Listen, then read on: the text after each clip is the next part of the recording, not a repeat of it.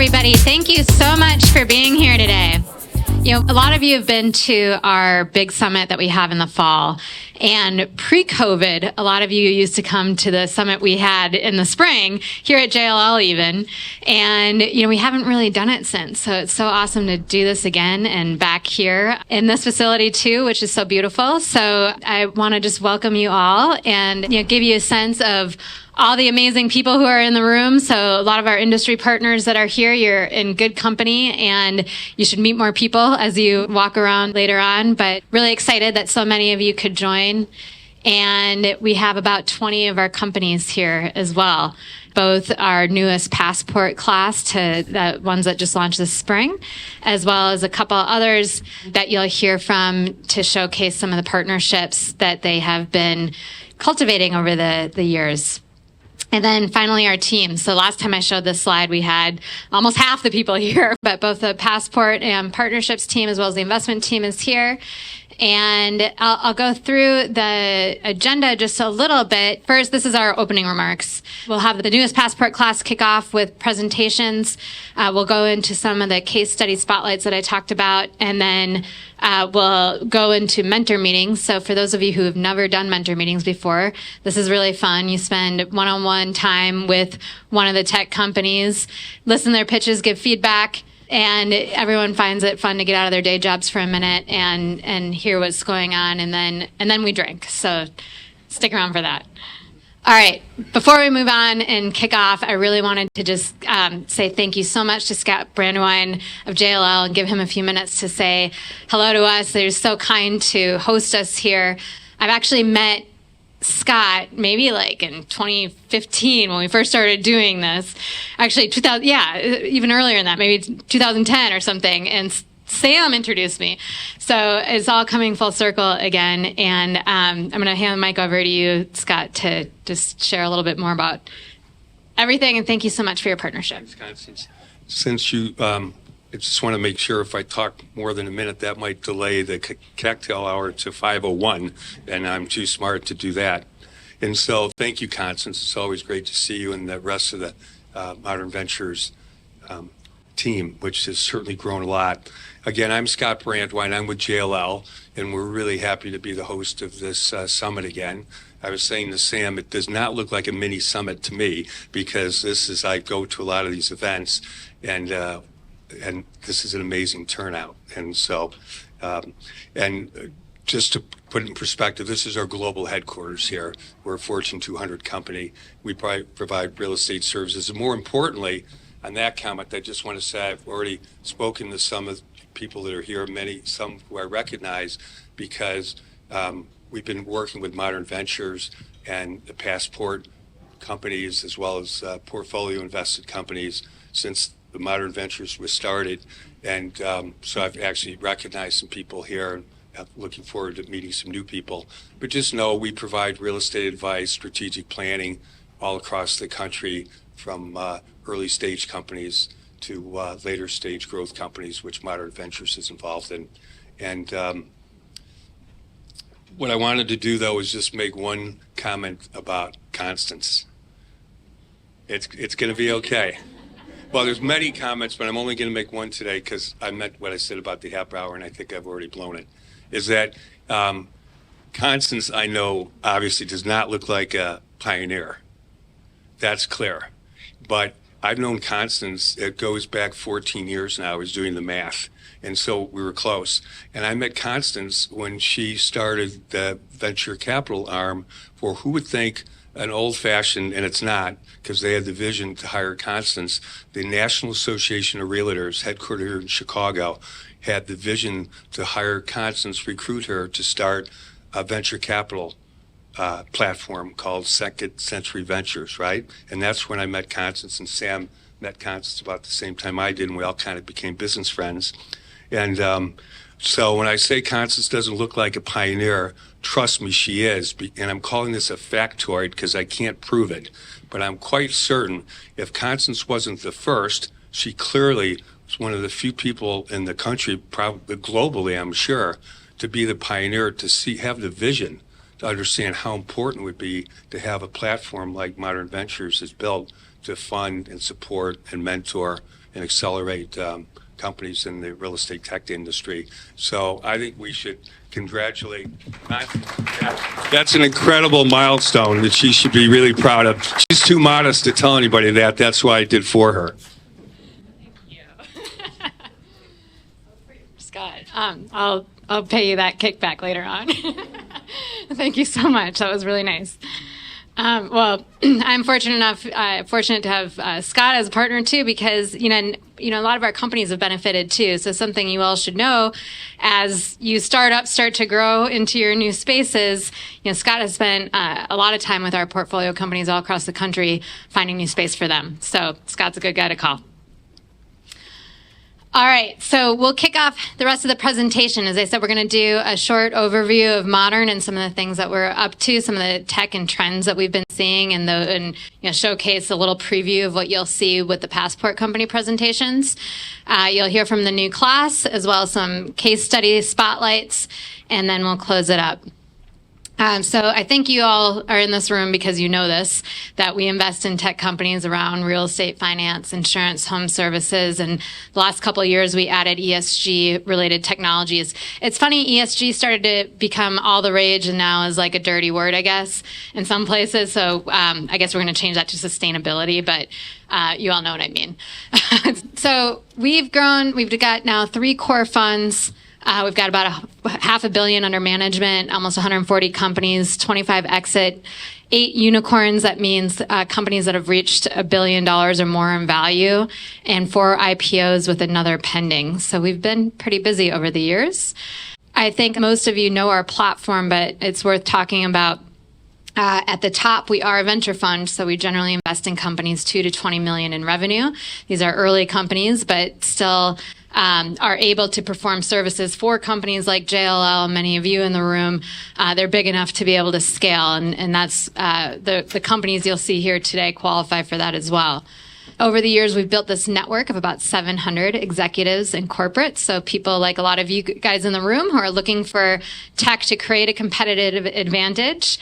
And a lot of what we do here at Modern is to help you do so. And we'll talk a little bit more about how the partnerships work. And then, of course, we have the Passport program that we've been running since 2013.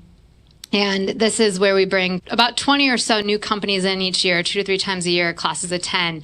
And, really just to help, we call it an industry immersion program, really bring new tech and innovation into this space that, quite frankly, hasn't really innovated for a very long time. So that's what we're trying to do. But a lot of you in the room are not here just for our returns. You're here for the strategic value that you find from innovation and from technology. So a lot of what we do is we spend a lot of time with our strategic partners, our industry partners, understand what are the gaps, opportunities, and challenges you all are trying to solve, and then we go try to find those technologies to solve them for you and try to play that matchmaker. And the idea is that this is a value chain, that if we can find the great companies for the industry and the industry can use those companies, that benefits the industry, it benefits the companies, and therefore it benefits the fund, and is a strategic value chain that we're trying to accomplish here. So that's really our goal. And you'll hear about some of how that works today too. All right, so why innovate? No one should be innovating here unless it's creating value, right? Like, you don't use tech for tech's sake.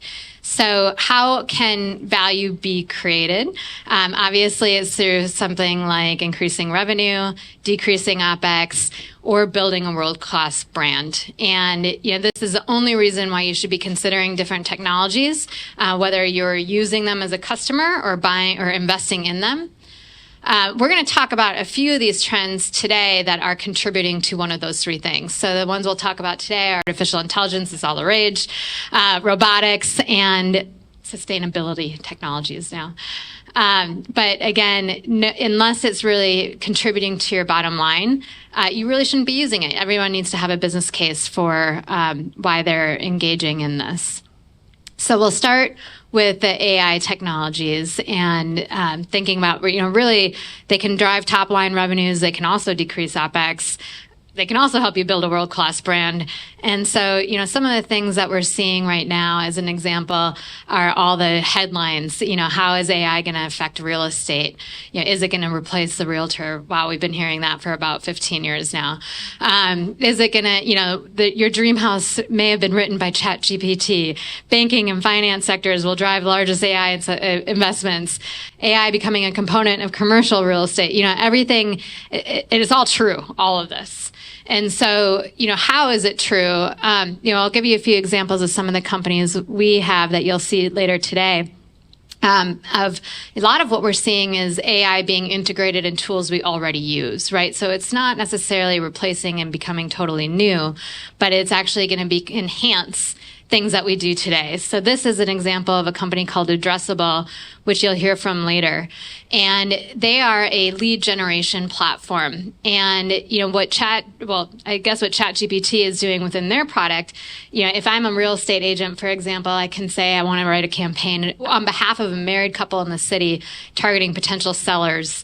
And so what you just saw ChatGPT write here was, I'm writing on behalf of a married couple who are looking for the perfect 2-bedroom in the city. They've been searching high and low to find their dream house, and I believe your property may be just the one they're looking for. If you're interested in selling, please don't hesitate to call me today at this number so we can arrange details.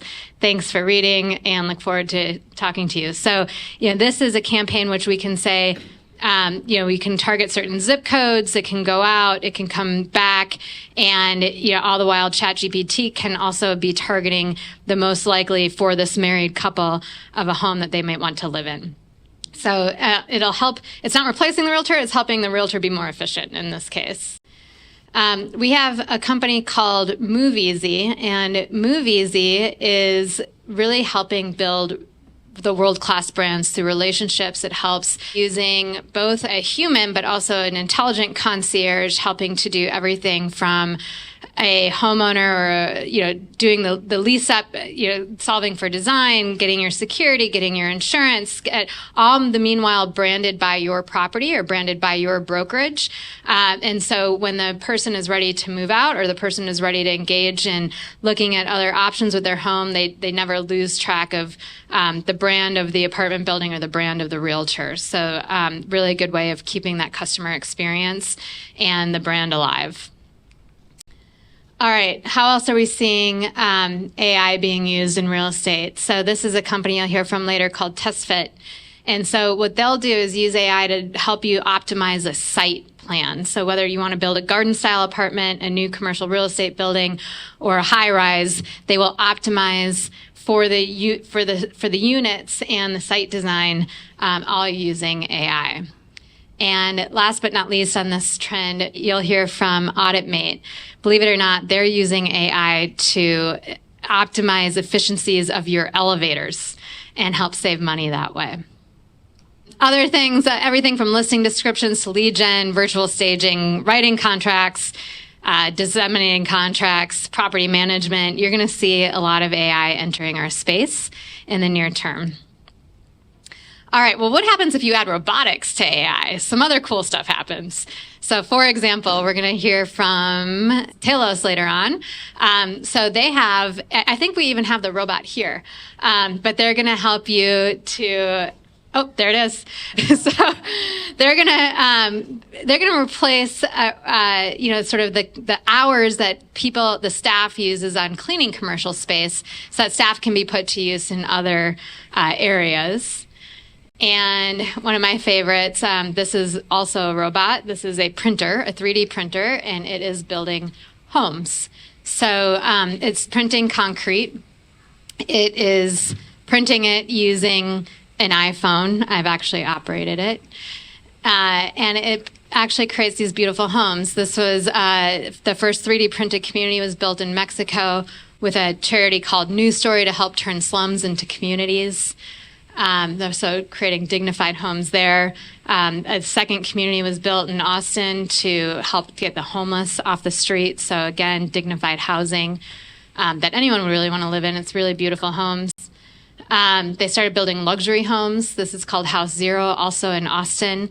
I was on the phone one time. People said, yeah, 3D printing is great if you want to live in a box. Clearly, this is not a box. This is a beautiful home. And it turns out that if you're just 3D printing, you can actually design it to look any way you want. And so they started to then build 100-home communities with Lennar. So everything from affordable to mid-tier to luxury. And they're building for the military, so barracks as well as infrastructure. And they're even building simulated habitats on the moon and Mars for NASA. So a company we think is going to the moon literally and figuratively, but something that I'll emphasize in real estate is when you start to bring things like artificial intelligence and robotics and other things together, you can really start to build communities like we've never built before. And so that's what we're going to start to see. All right. Lastly, sustainability and technology impacting real estate. So I did use the sustainability word there instead of ESG. What are we seeing here? Everything from affordability to energy to climate to decarbonization. And, many of you, even in this room, have talked about getting to net zero. And we've invested now in about 30 companies the last couple of years to help do that. A few that you'll hear from today in that as well. So to wrap, we are going to go through a handful of the companies that you'll meet today are on these lines of helping to create better businesses, contribute to that bottom line. And I'm going to pass it over to Sam now to start to introduce the new Passport presentations. Thank you, Constance. So, Sam, one of the things that I wanted you to share, having been a practitioner in the space for 40 years, is, your view on, the revenue, on the OpEx, and why technology is important. Well, when I met Constance 13, 14 years ago, I was at CBRE. I was responsible for their premier management and leasing program nationally. And so what I quickly realized, particularly after I saw some of these companies, is that we really needed new technology in the real estate industry to really help create new revenues and drive more value. That through technology, you could really reduce operating expenses, and you're going to see some of that today. And then, creating world-class brands, the cool factor, right? And so when we did our job right, I was helping the brand of CBRE and the brand of all of our customers. So really fit right in with what I was hoping to be able to do, and it really changed my career in moving forward. So with that, we're going to kick off with our Innovation Day. So we've used that same theme concept, and we've really broken it down today. Ivy's going to speak with us first, and then we're going to roll into OpEx reduction, and then that cool factor, okay? So with that, Logan, are you ready? All right. So Ivy Energy simplifies multifamily resident energy billings for solar, adding new revenues for owners. Take it away. Thank you, Sam. My name is Logan Carter. I am co-founder and chief commercial officer here at Ivy. I was drawn to Ivy through my background as an engineer, where I specialize in bridging the gap between real estate and solar development. At Ivy, we really strive to unlock financial benefits of on-site clean energy for real estate stakeholders. Back in 2019, we received a CalSeed grant from the state of California. And then just last month, we took home gold at the Edison Awards. Very happy about that. The main problem in our industry is the need to decarbonize. 40% of the carbon output in the US right now is from real estate sector. In line with this, ESG mandates are becoming more and more strict, specifically focused, in my eyes, to the multifamily industry. The reason why this is such a big focus there is because the multifamily industry has a unique consumer consumption mix. Nearly 85% of the multifamily communities are consumed by the energy is consumed by the tenants. This leads me to the split incentive issue. The split incentive issue really isn't a problem for owner-occupied. In owner-occupied buildings, you can simply invest in renewables, offset your own usage, and receive a return on that investment. When you're in a multi-unit building, you have a lot of tenants in that consumption. It's extremely difficult to model something that offsets their consumption. The main factors there are lack of data access to that resident profile consumption mix, as well as the complexities of creating a recovery mechanism, a solar billing mechanism to recover what that solar really cost them and how you return on your investment. These roadblocks really put a stop for rolling out on-site renewable energy, just such as solar storage and solar-enabled EV charging. These are exactly why Ivy created our solution. We make billing operations simple, scalable, and optimized. We automate the accounting framework. We incentivize good resident behavior. We accelerate your investment return while providing a discount to your residents. Overall, we feel like we bring new NOI and market value out to your property. Prior to Ivy, your tenants simply pay the utility company. After Ivy, your tenants receive a bill, they pay $91, cheaper than the $100. We work with the ownership to collect that $91 through the rent ledger. We then audit the accounts payable with the owner. So ultimately, we help transact on the accounts due on this, and then we recognize the NOI afterward. So ultimately, we're opening up a brand new NOI on this property. To put things in perspective, here's a live case study, 270 units in San Diego. This customer made roughly a $6,000 per unit CapEx investment. Immediately year one, $1,100 per unit, new NOI. At a 5% cap rate, that's $22,000 per unit new market value add, year one. In summary, we'd love to work with you. Our team would roll out a portfolio analysis, pilot properties, all for free, and we'll have similar outputs similar to the case study here. You can take all that to underwriting. We've worked with financiers, underwriting mechanisms, new construction, retrofits, all of the same. We'll do that for free up front. You are not alone. Ivy's contracted with 20,000 units right now in California, and we're rolling out pilots nationwide. There's select territories that really financials metrics work, utility rates, policies of the sorts. But ultimately, 44 million renters nationwide, and we want to do our part to decarbonize. Thank you. Logan, that was terrific. Obviously, this works with new installations. But what about existing properties? Are you able to utilize Ivy on existing buildings that may already have solar installations? Absolutely. One of our biggest markets is really acquisitions and retrofits. So ultimately, we'll run a similar portfolio that I just mentioned, but we're really just that value add mechanism that really opens up that new form of income that wasn't there before. So how do tenants pay their energy bills once Ivy's installed? So we really try to streamline it as clean as possible.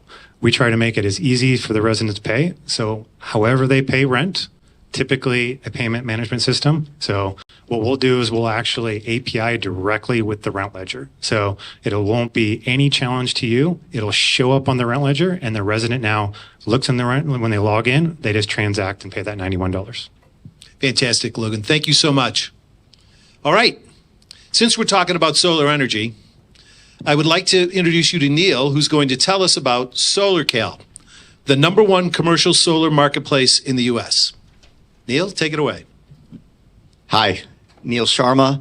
I used to live up the street on Michigan Avenue, so I'm psyched to be back to Deep Dish Pizza Land with you guys. I am COO and co-founder of SolarCal. We're the largest marketplace of commercial solar vendors. We help you strategize and execute on your solar projects and make it easy. The Cal in solar is Hebrew for easy, so we're making it easy for you. A little bit of context on the solar industry at the moment. A couple years ago, solar inflected to become the cheapest form of electricity in the U.S., so the economics are good. The savings or revenue annuity that comes out of it feeds into your NOI, goes through your cap table, and increases property value. And along the way, you're reducing carbon footprint and feeding into your sustainability strategy. So there's two sides of a marketplace. you, the portfolio owner, real estate company, you're our client. We're your owner's rep. You get our white glove service and advisory. We'll look at your whole portfolio, help you strategize, prioritize, rank your properties. We'll pick the ones that are most addressable for solar this year, and then we'll move it through our technology, which taps a marketplace of over 200 commercial solar vendors, the contractors, the installers.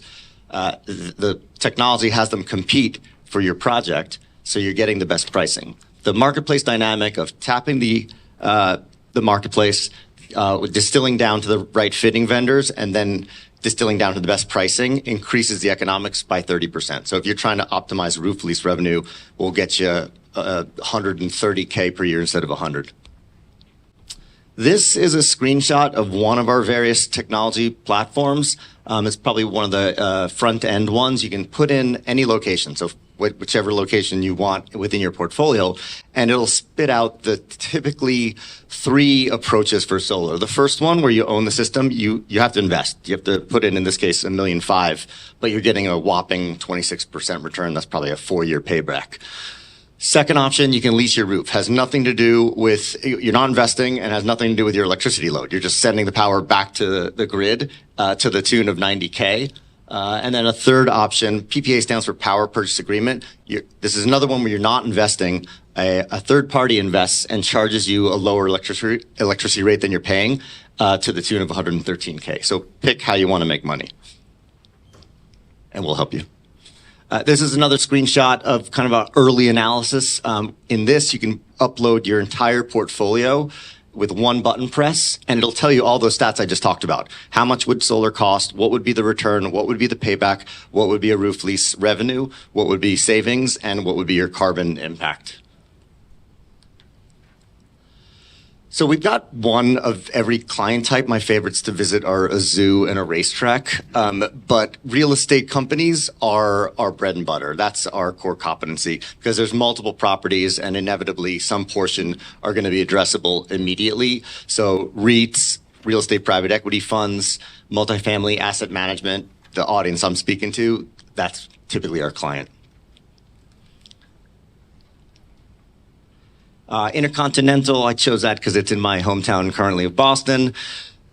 National portfolio, we zoned in on where the incentives were the richest, grouping of industrial buildings, talked to the tenants, and then they decided upon a roof lease strategy, and ended up with 6 final round bids. The spread was 60% from lowest to highest. So, you can see the value there. And again, feeding in through the cap rate to $5 million of property value based on the $250K of roof lease revenue. Before I thank you, I'll just have some fun. Solar's like your taxes. You could do it yourself, but it's a pain in the butt, and an expert will get you a better outcome. I'm the expert, okay? So talk to me. We'll do the pilot of either one of those analyses, and I'd love to work with you. Thank you, Neil. 2 quick questions. How is SolarCal different than other consultants and advisors in this area? Sure. Others can advise, but we've built the largest marketplace of the vendors, and we've wrapped it around with technology, so we can get you that best outcome. And then arguably, all those vendors in our marketplace could compete and knock on your door, but it's just one data point. Why not get multiple quotes and know that you're getting the best one? Terrific. So we're going a little deep here because this is a question about REITs. So talk to us about the impact of the Inflation Reduction Act and what it means for REIT owners that are in this process. Yep, we have a whole policy wonk team, and they love the Inflation Reduction Act because REITs, which are very tax efficient, have no tax appetite, have no tax to offset. And it used to be that the federal solar incentive, you had to have that tax to offset. Now you don't. You basically get it back as cash, to keep it simple. So REITs can suddenly own projects, whereas they used to have to do these roof leases. It's exciting. We're getting a lot of incoming phone calls on REITs owning the solar system for that higher return. Fantastic, Neil. Thank you. When you use SolarCal and IV Energy, that's what we call a modern solution, right? So you save 30% on your installation with SolarCal, and then you're able to collect the income from your residents on the power. really a powerful process for us and a real opportunity to really increase the value of your properties. But then, let's see, Natalie, are you here? Can you raise your hand? We also have Natalie from Incentifind. Incentifind has cataloged 577,000 green building incentives around the U.S., all levels of government and all the utilities. So you add Incentified to this, and it, again, continues to supercharge your returns and gives you some access to who doesn't like free money. And so essentially what Incentified can do is they identify, verify, and apply for those incentives if you want them. So really important thing, and again, takes that one step further in terms of a modern solution. All right. Our next company is AuditMate. Anyone who's ever had to sign and manage an elevator maintenance contract understands the problem with making sure you're getting what you're paying for. Chuck, does that make sense to you? Absolutely. Right? You got it. Ashley's here to show us how AuditMate takes the ups and downs out of the relationship with your elevator maintenance provider. Thank you, Sam. Hi, I'm Ashley Wilson, founder and CEO of AuditMate. We are the first ever elevator and escalator auditing and management software. I am an elevator baby raised in the elevator and escalator industry. I joined myself in my early 20s and thought that I would surely be the first female president of one of the 4 major elevator companies. I was participating in global research projects and being mentored by the US CEO. However, there is a big problem. Property owners are simply not getting the maintenance that they are paying for. In fact, they're only getting 50% of contracted maintenance. Lack of proper maintenance leads to excessive downtime and billing.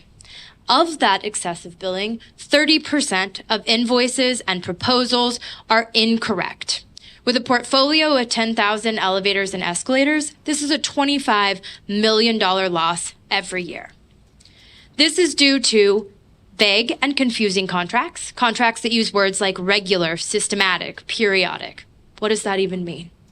Property managers not having the time or the tools to properly audit and scrutinize all aspects of an elevator contract, and a general lack of transparency within the elevator industry. Elevator companies not providing records, invoices and proposals not being broken out, and that lack of maintenance leads to their modernization and repair business.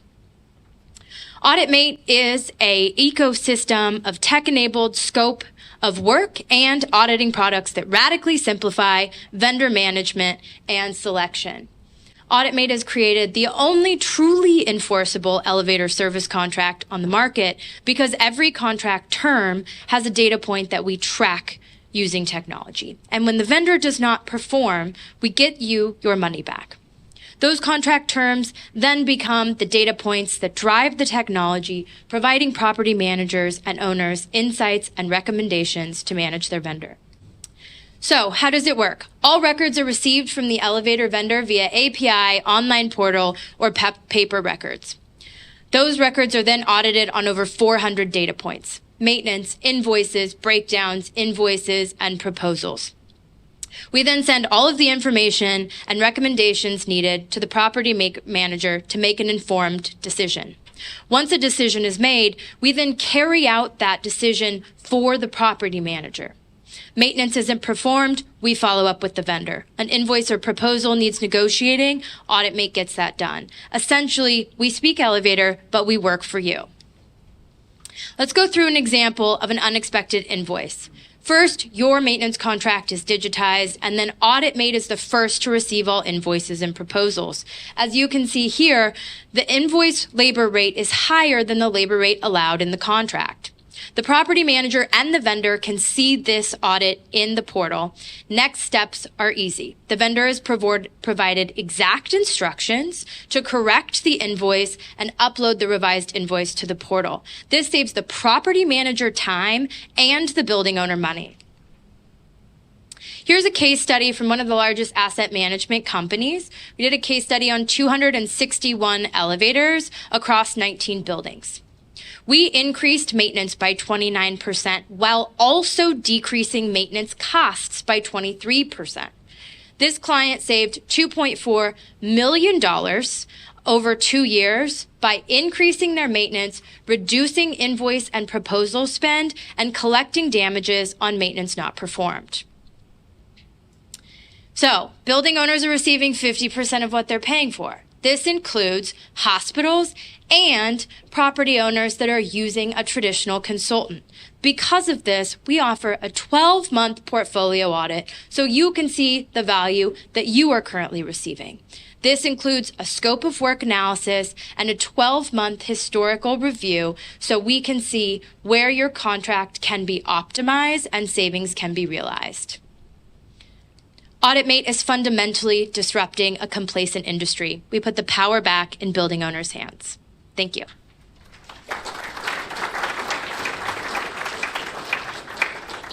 That was terrific, Ashley. Thank you.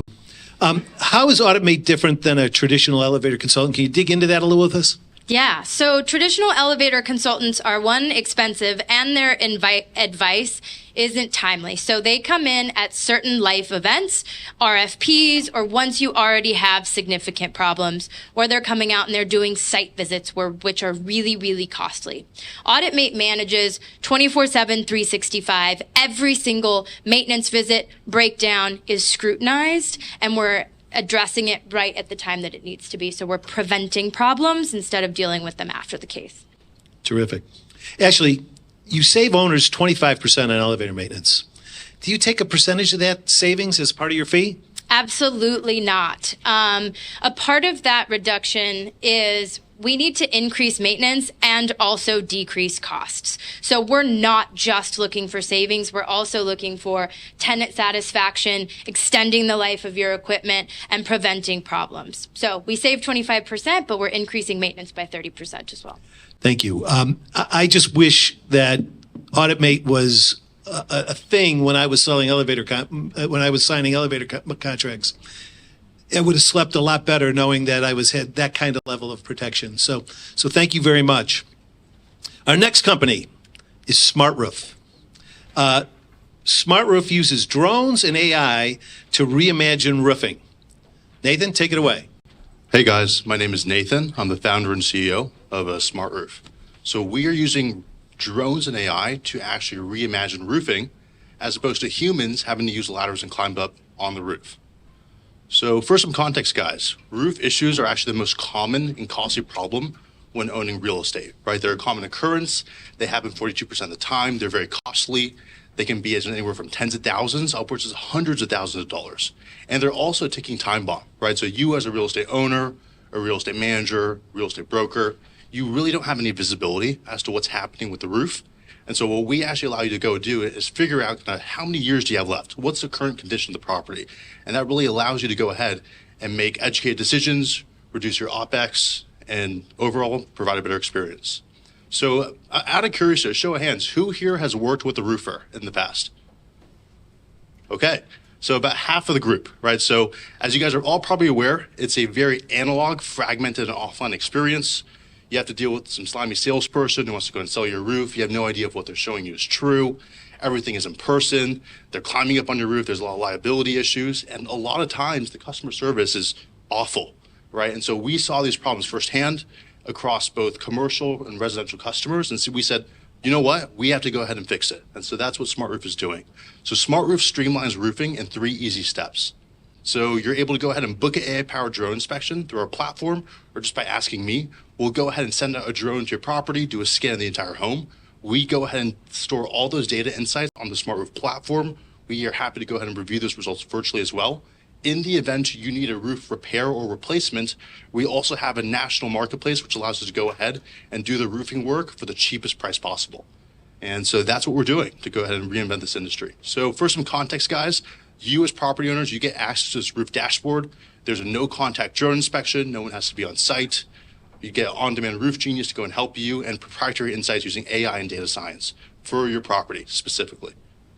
So for some context, guys, we've actually worked with Fortune 500 companies, some of the largest insurance carriers, and thousands of properties overall. This ranged from Exxon to the State Farms to the Marriotts, right? And so we have experience both on the residential side, but also the commercial side too. What we've seen is that roofing issues are across the board. And so if you own real estate or if you interface with real estate, this is a problem you have.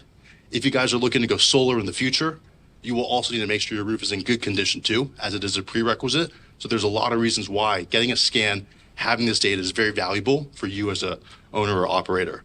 So here's our pilot, guys. We will actually go ahead and send out our drone operators to your properties, do scans at no cost to you. It doesn't matter if it's a single family, multifamily, commercial, insurance, brokerage, or industrial. We'll go ahead, do the scan, you get a Smart Roof account, and it's on us. So we're looking to go ahead and pilot with people, and the way to contact me is through my email, nathan@smartroof.ai, or we can go ahead and chat during the cocktail hour. So thank you very much.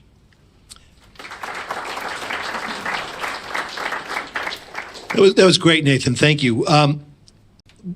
What markets are you currently serving? Yeah, so we can do a scan anywhere in the entire nation. The most it will take us to go and get live in a market is roughly 1 week. So if you give me an address in Arkansas and we don't have a drone operator there, within a week's time, we'll have your scan done and we'll have your results in the Smart Roof account, which you have access to. Terrific. Tell us a little bit about your pricing. Yeah. So the great thing about us, guys, is once again, we just want to reiterate, there is no cost to this, right? So if you guys own real estate, if you guys are selling homes or buying homes, my recommendation is just go ahead and get a scan. There's zero risk, zero obligation, zero cost, and we'll go ahead and get you that data so you can make more intelligent decisions for your properties. So, thank you, Nathan. It's really funny. We love drones and robots at Modern Ventures. I mean, where's Carolyn? She is like the queen of drones and robots. And so we also have with us today Rosie the robot. Rosie is a commercial vacuum cleaner produced by the Talos Group. You want to pick her up? So fully autonomous, commercial grade vacuum with LiDAR. Literally, it's drop it, turn it on, and it starts working. So later today, she's going to be cleaning up around here a little bit, and you'll get a chance to see how it actually works. So really excited about those kinds of opportunities. So our next presenters are Tyler and Guillaume with Homex. Homex gives SFR and garden apartment managers remote diagnostic capabilities, which is a must-have if you want to have high customer satisfaction scores. Gentlemen?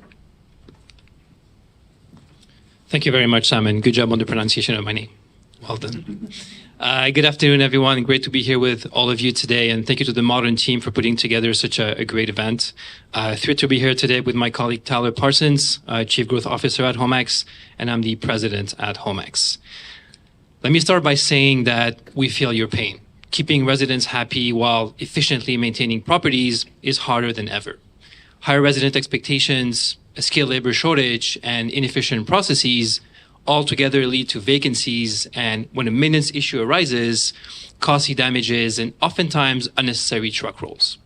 And so at Homex, we've set out to redefine the maintenance experience by bringing AI and AR-powered diagnostic to the real estate and property management industry and really flip the script from 90% human-powered diagnosis to 90% machine.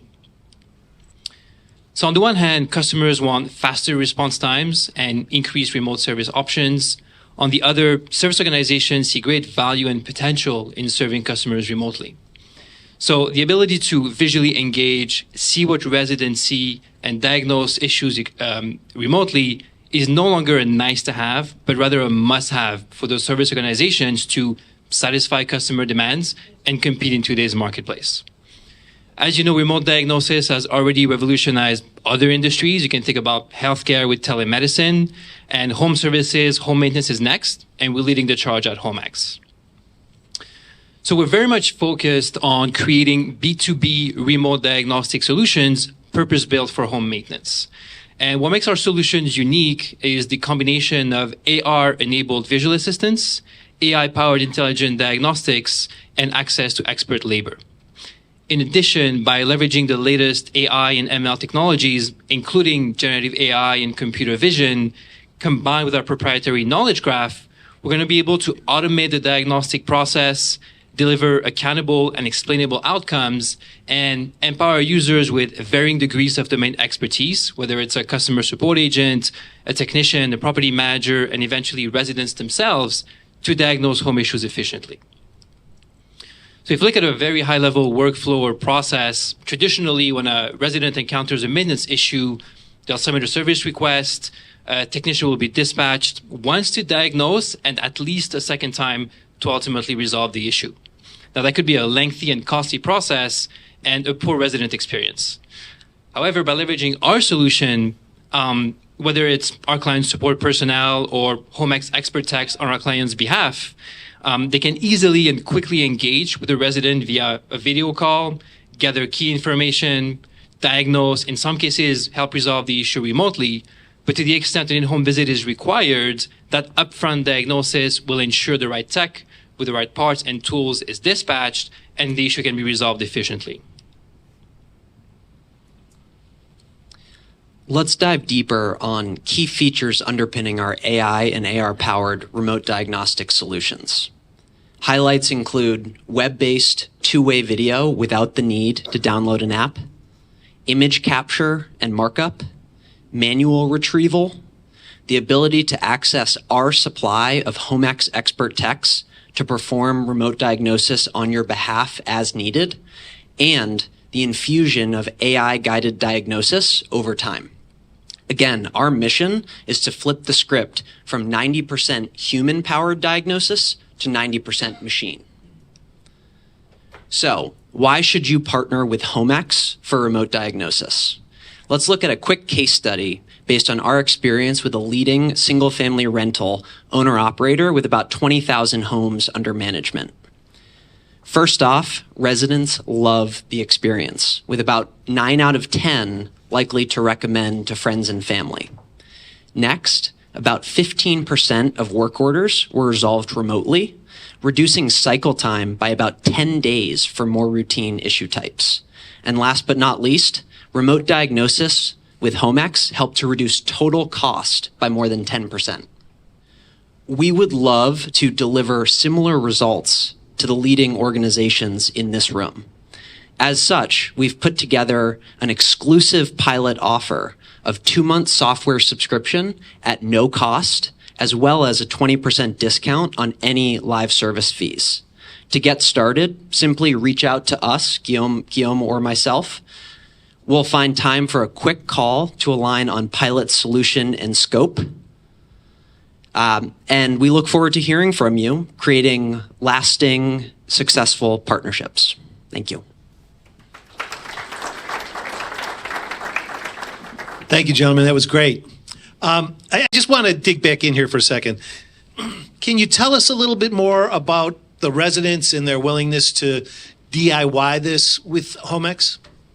Yeah, the short answer is yes, absolutely. Residents love the ability to speak with an expert immediately without the need to download an app. They feel heard. They feel confident somebody is on top of their issue. And really, they appreciate the time savings. And as mentioned, residents now expect this level of service. And we've seen very strong satisfaction scores with 9 out of 10 likely to recommend to friends and family. Fabulous. Okay, next question. So I think you sort of covered it, but let's dig in a little bit more on what does it take to really get started? So how does a SFR or a garden apartment manager, what's that process look like once they contact you? Sure. So we've designed our solutions to ensure a quick and efficient onboarding process. Once you reach out to us, we'll align on pilot solution and scope. And really all we'll need from you are names and email addresses for users within your organization, as well as any applicable scripting. All of this can be achieved in a matter of days. Perfect. Thank you so much. I love that combo. I love that combo of software and experts, right? Because it really covers everything that you could have. And many times it's so easy to get things done yourself, but when it's a little heavier, having those experts really make a difference. Our next company is Modwell. Modwell helps real estate agents create immersive 3D real estate experiences that help them sell properties through a curated experience. Jonathan, Thank the you. floor is yours. Okay. Hello, everybody. My name is Jonathan Reisman. I am the CEO and founder of Modwell, a design-based real estate experience. Let's face it, the landscape has changed. The marketplace has changed. We are dealing with inventory shortages across the United States. And of the inventory that does exist, 65% of it is 25 plus years old. and the agents have changed. They are way more tech savvy than ever before. And of course, the clients have changed. They communicate visually, and 97% of them engage with real estate online. Well, new environments require new solutions, and that is exactly what we have here today. Introducing Modwell's platform and suite, designed to solve for changing marketplace dynamics. Today, I'm going to take you through 3 of our core products: our 3D enhanced listings, designed to showcase the potential in any property; our consumer home vaults, designed to extend your relationships with your clients; and our next generation 3D interactive showrooms. Let's dive in. We've all been here before. We've all had to sell an outdated property where you could see the potential, but perhaps your clients could not. Now, with 3D enhanced listings, you can take existing properties, reimagine what they could look like, and publish them into the market with a 3D interactive design so that everybody can see the potential, inspiring sales. They are mobile. They are social. We can put them on the phones of every one of your real estate agents, just like we did for Josh Flagg on $1 Million Listing, who reimagined this 1930s estate and went from 0 showings over 30 days to 23 book showings and 2 offers in just 10. Now that is a powerful result, but it is just one of many. We have worked with countless real estate agents and developers across the United States, helping them sell their properties faster in every vertical. We already showed you how we can work on outdated properties, but we also do a ton of work in new development, just like this property in the Hamptons, which we helped place on the market 8 months before completion. And this land parcel, which moved in 7 weeks after sitting on the market for 2 years. And of course, this multifamily, which we helped launch with the Dawn McKenna Group, who is here today. Best part is we understand the pace of the market, and we leverage 9 different architectural technologies to make it happen fast. All you have to do is place an order, review your design, and go. Once delivered, each enhanced listing comes with a comprehensive bundle of marketing assets, such as a video animation, 3D interactive model, 360 tour, renderings, and more, all of which is held in the Modwell patent-protected configurator. And with all of those assets and any other asset that you would like to place, we can also go into your very own custom-branded 3D interactive experience. Let's face it, people aren't coming to us anymore. We have to go to them. With 3D interactive experiences, we can do just that and showcase the potential of any property to anybody, anywhere in the world, at any time. The opportunities in single-family and multifamily residential are endless. But we all know real estate is not just a transaction. 82% of agent sales comes from the referrals. So what are you going to do after you sell your property? Now, with Modwell's consumer home vaults, you can also participate in your client's home ownership journey. Simply invite them to connect with you on platform and help them document their home by uploading their surveys, floor plans, 3D models, and more into a centralized design hub so that you can stay connected in meaningful ways, supercharging your referrals. And that's it. We would love to pilot with you and see how we can roll out 3D enhanced listings, custom 3D showrooms, and consumer home vaults in your business. Thank you. So great. I'm always blown away by those videos. Tell us, what are your target markets for Modwell? Well, we started in the Hamptons, and since then we've moved across 9 different luxury markets. Really anywhere where there's a asset that is north of $1 million or $1 million, that's where we really thrive. On top of that, we do a lot of work in opportunity zones where there's a lot of land or new developments. Perfect. What are the major benefits for agents that use Modwell? Well, we help agents stand out in a highly competitive market. There are now 10 agents to every 1 exclusive, so winning the listing is critical. So standing out is number 1. Number 2, we of course help them move the properties faster, helping bring design insights to the process. We also help real estate agents work with developers to sell their properties before completion, and also get involved with the pre-sales so that they can get their financing released. And then lastly, keeping those relationships with those clients for the lifetime. Great. Jonathan, thank you so much. Great job. Thank you. Our next company is Renify. Renify is the world's first post-close renovation home equity loan. Justin is here to show you how Renify works. All right. My name is Justin Goldman. I am the co-founder and CEO of Renify. We have created a renovation loan that for the first time ever makes it easy to buy, then renovate. We know the market's tough. Imagine you have an agent who's working with clients just like this, who after many months of searching are ready to throw in the towel. Then your agent gets wind of a new property hitting the market. And this property is perfect. It's exactly what your clients are looking for. It ticks every box. It's even $100,000 below their budget. There is just one issue. The kitchen and bathrooms are super dated. So, does your agent show this house? Most agents won't, because they know the typical homeowner does not have another $100,000 lying around. But with Renify, your agent can absolutely show this house. You see, Renify loans are like any other home equity loan, except for there's one key difference. When you renovate, the value of your house goes up. But if you walk into a bank, they will tell you that post-close, you have about $0 of tappable equity because they don't care what the house is going to be worth post-renovation. Renify loans do. We give homeowners the credit up front for what the house will be worth post-reno. And so this exact same homeowner would be able to walk into Renify and borrow over $100,000 immediately post-closing. Unlike other renovation loans, Renify loans are completely separate from the purchase process. Simply find a house, use your preferred mortgage broker to close a loan, and then come to Renify post-close. And unlike other renovation loans, there's no messy draw and inspection process. But I know what you're thinking. Homeowners are super sensitive to monthly payment. So does the math actually work? Let me show you. Going back to our example from the beginning with that couple that was looking for the move-in ready, perfect house that they kept missing out on bid after bid after bid. If they go after the plan with the buy, then Renify, find a house that's less competitive for under budget, they put down 10%, so $450,000. They can tack on a Renify loan for $90,000 to do the renovations that they want. You now have a combined mortgage balance exactly the same that they would have had in the previous plan, and the monthly payments work out to be about the same. They also have a house that's worth more, and most importantly, they have a house. They were able to finally win a bid.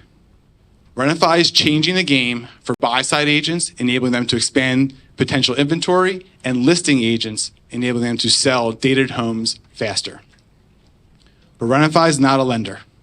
Instead, we have built a technology platform that empowers lenders like banks and credit unions to enhance their product suite to better meet the needs of today's renovators. You see, banks and credit unions are very good at underwriting the credit risk of a borrower. They're not so good at underwriting the renovation risk of a project, and that is the gap that Renify fills for them. We launched in 2019 and have been growing rapidly ever since. In the next 12 months, we will hit $1 billion of projects funded. And while the pandemic has certainly started the renovation boom, if you think it's ending anytime soon, you would be very wrong. A record 24 million homes are about to enter their prime remodeling years in the next 36 months. So, my question is your brokerage renovation ready? If not, we'll be here at the happy hour. We'd love to chat with you about a pilot to help educate your team. Thanks.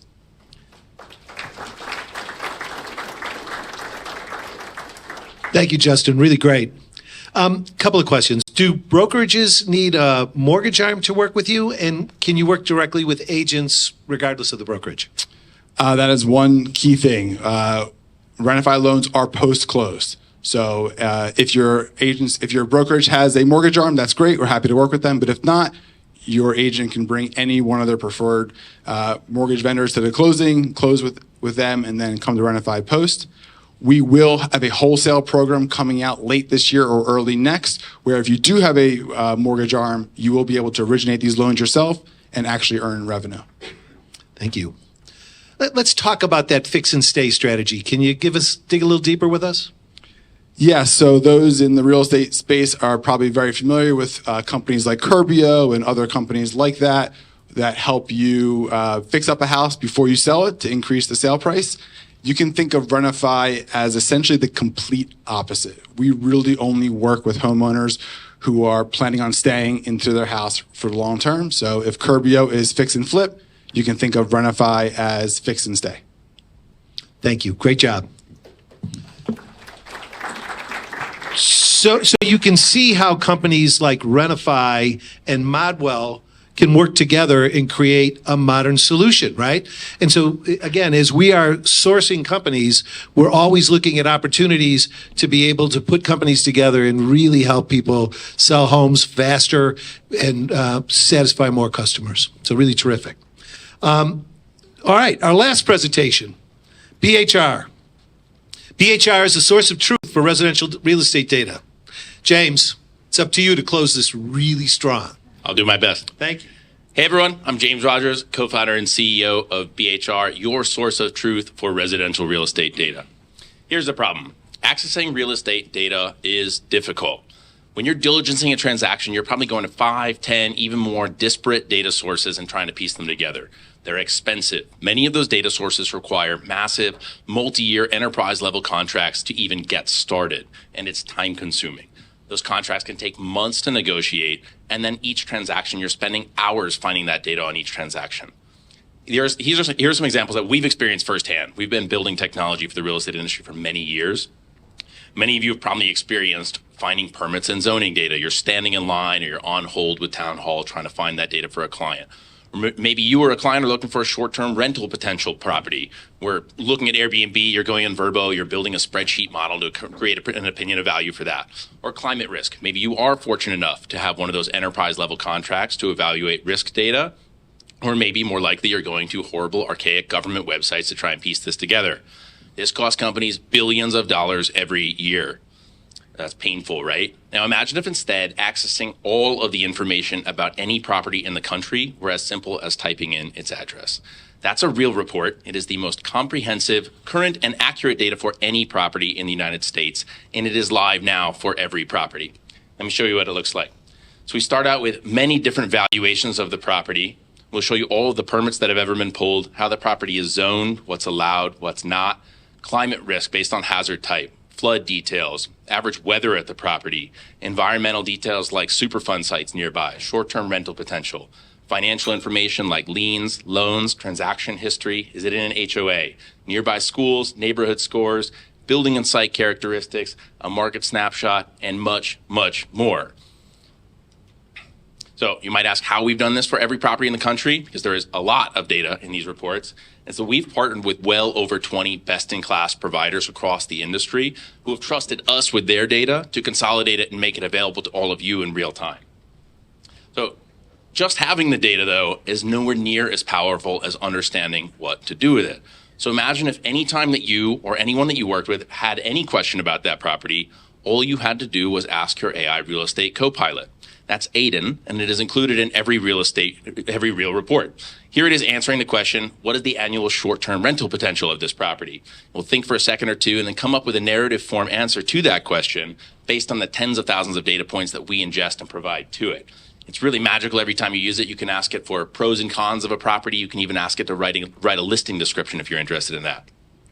Here's a case study. We have a top 100 brokerage that's working with this. They're using real reports on every transaction. They're doing that because they're reducing costs, they're retaining their team better, they're generating more leads, and they have a competitive advantage over local other firms. But it doesn't stop with brokerage. We're working with some of the largest lenders, insurance companies, title companies, MLSs, and SFR companies, because at the end of the day, we all need this data in one form or another.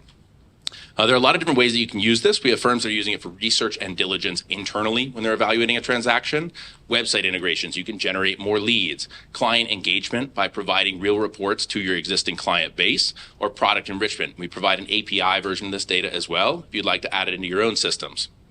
Through Modern, we are offering to the first 5 committed pilots through their partners a lifetime 70% off retail pricing, and that's for either a subscription to real reports themselves or to the API delivery of the data. And we do have regional exclusivity available where appropriate. If you'd like to contact me, we would provide you with 10 free reports to get started right away. Once again, I'm James Rogers, co-founder and CEO of BHR. Thanks. Thank you, James. how does the implementation work for brokerages? Sure, great question. So generally, the way that we work with brokerages is that the brokerage, often looking for ways to again retain agents and streamline their process. So we'll typically sell at a very steep discount to retail pricing to the brokerage, who then makes it available to their entire agent base. I can talk a little bit more offline about what some of those details look like. And at the agent level, an agent could subscribe on their own at that retail pricing. What a subscription gives you is access to one premium report per month, and then you get a steep discount on any additional reports that you're interested in. Perfect.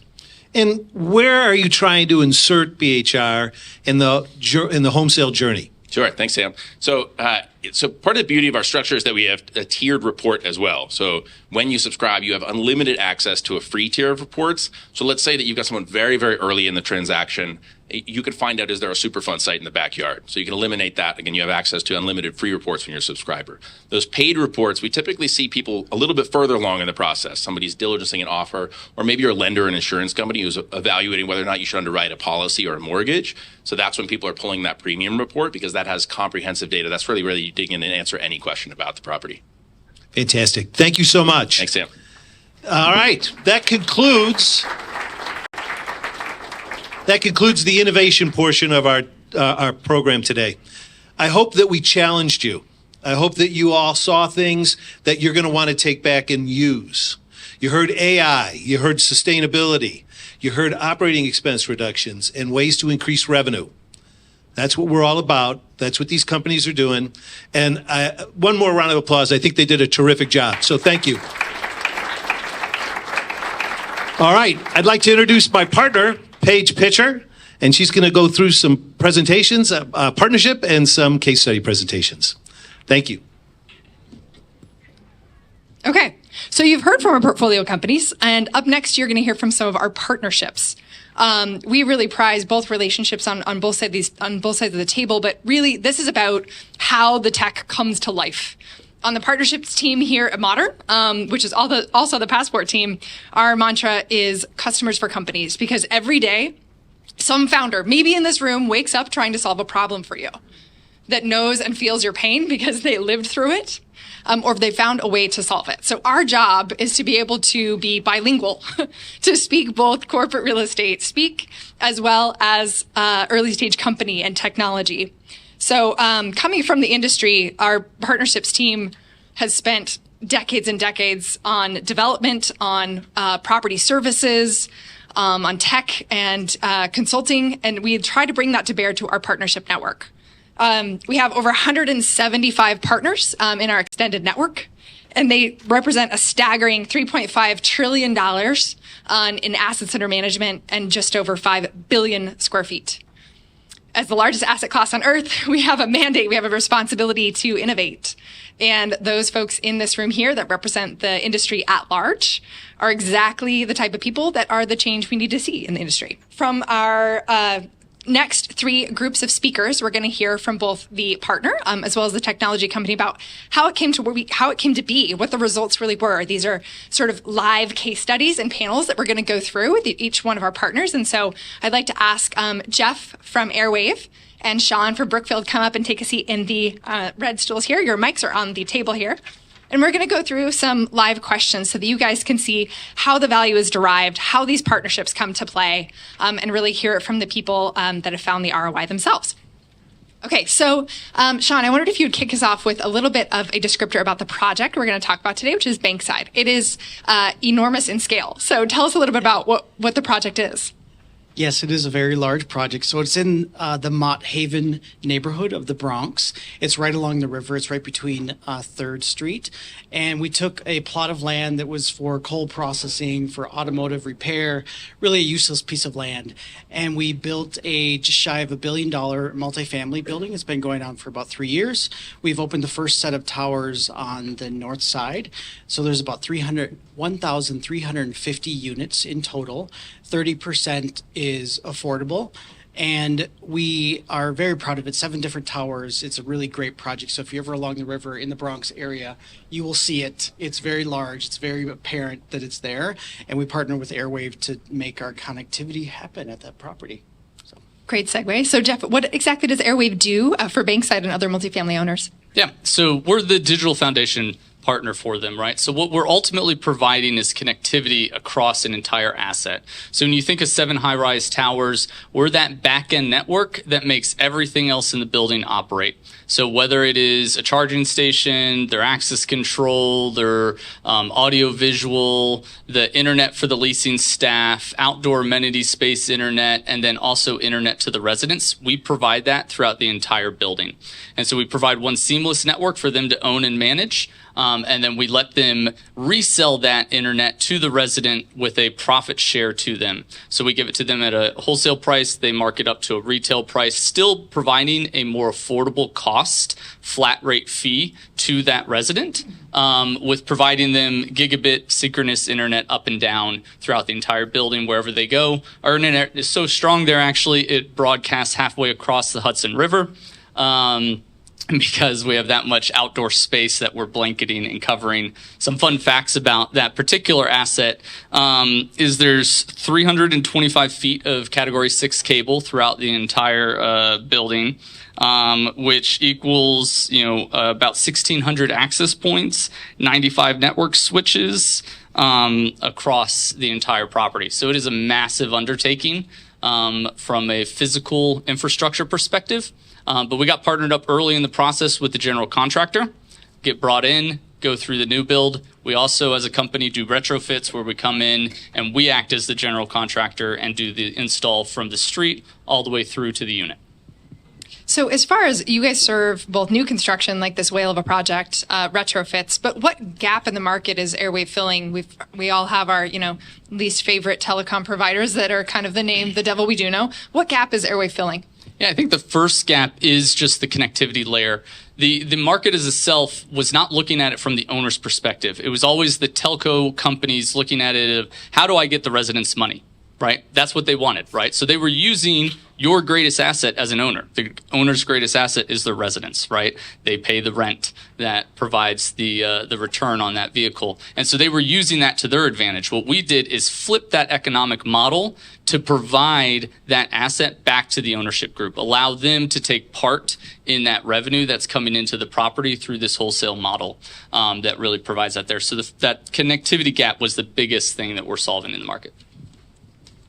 And is Bankside a typical kind of case study for you? Is that what you guys would normally provide in that scale? Yeah, so Bankside is an Airwave pays model, which is a very expensive network to do. But we were very excited to invest in Brookfield from that perspective. And so while that isn't necessarily our bread and butter, what we typically see is owners come in and they invest capital up front. They get a lower wholesale rate because of that. That then provides a higher NOI on the back end, asset value if you end up selling the asset as well. And so what we typically see is that model, but we do have the Airwave Pays model as well, where we come in and we blanket internet across the whole property. There are 2 economic models that we offer. One is called bulk, one is called opt-in. Bulk model, obligation for all residents to use it. It's just an economic model. The second is opt-in, where we come in with other providers and we allow them to opt into our network through our unique sign-up process that we have on those properties. So that's a pretty unique model for this type of project. And I think it takes some vision on the partner side as well from Brookfield to really lean into this space and find an opening to not only give residents a better experience, but also be able to drive some additional NOI for the property. So how is Brookfield really viewing the managed Wi-Fi space and really the advantages of having a partner like this? Yeah, so for Brookfield, we're a very conservative company. I would say we're in the piloting, experimentation, learning phase right now. So I know there's a lot of companies that are out there going full on bulk. They're really prioritizing NOI, but we really want to be careful with how we approach this. We want to really focus on the resident experience, our property team's management of the technology as a whole. And there's a lot of laws emerging, like you see California and Oakland and San Francisco. Like, we really want to be careful before we go all in and do a compulsory type of model. It is a great NOI strategy, absolutely, but we are going to be very careful. We're also in, many contracts that are decades old. We inherit these companies through acquisitions. Like, we can't just get out of these. So, like I said, we've partnered with Airwave on this particular ground up. every project going forward is going to have this lens of let's figure out what we do with our strategy around connectivity. It's not just going to be have 5, 6, 7 different connection circuits to do very specific things, allowing the properties to do whatever they want. We're really bringing that all together and creating a strategy, and really view Airwave as part of building that strategy together. We're going to learn, we're going to make mistakes, but we're going to do it together. Yeah, I think one of the advantages of that is what we provide in situations like this is flexibility. So if you're in an existing contract, what we'll typically do is what's called roll to bulk, where we come in, we provide the services as an opt-in for a period of time where we're competing against the Comcast, the Cox, the Verizon, the whoever it may be. And then as that contract expires and the experience is what you were hoping to see from it, you roll that property over to a bulk property, increasing your NOI, going through that test cycle, and then taking advantage of that. And so those are some of the opportunities that you have in this space, depending on what you have at the asset.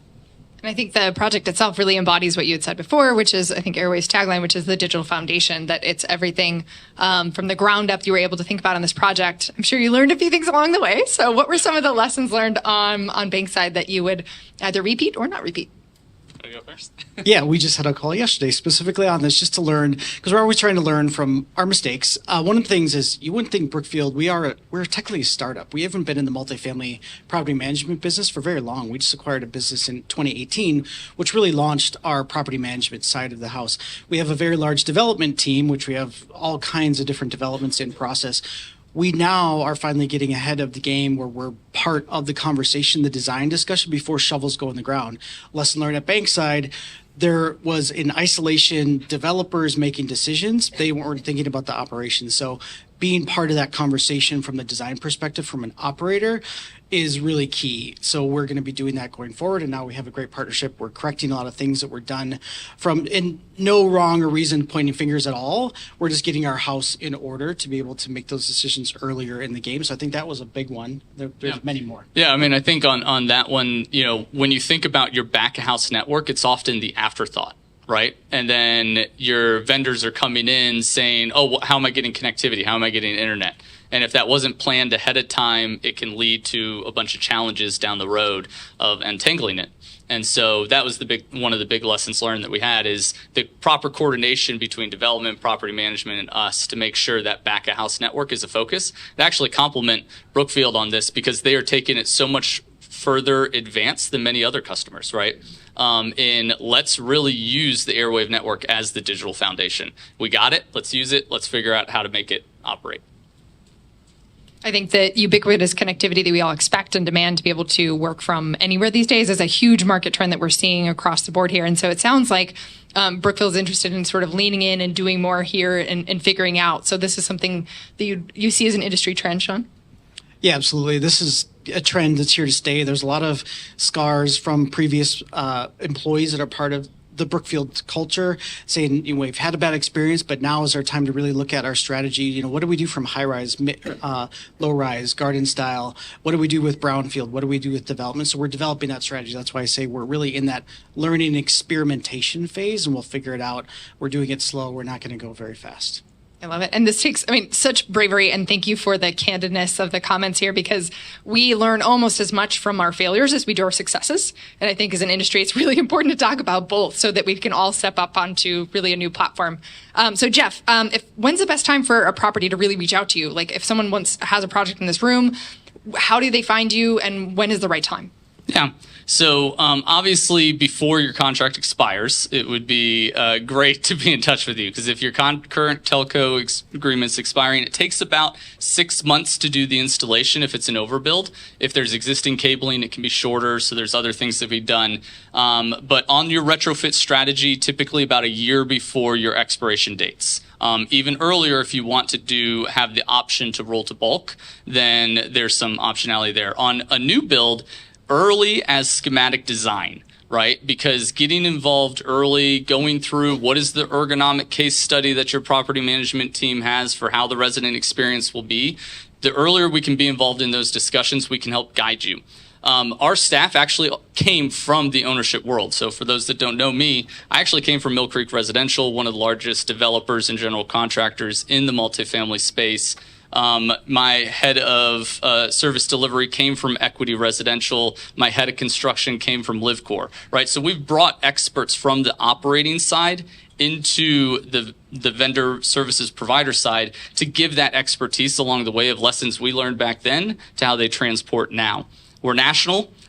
So we go where the owner goes with the idea that we are trying to drive through portfolios to help you think about portfolio strategy, not just one-off assets. While we'll do one-off assets and are totally happy with that, we want to help you think about how this really helps drive NOI across the board. When I was at Mill Creek, I wrote one very big number on my whiteboard in our board meeting.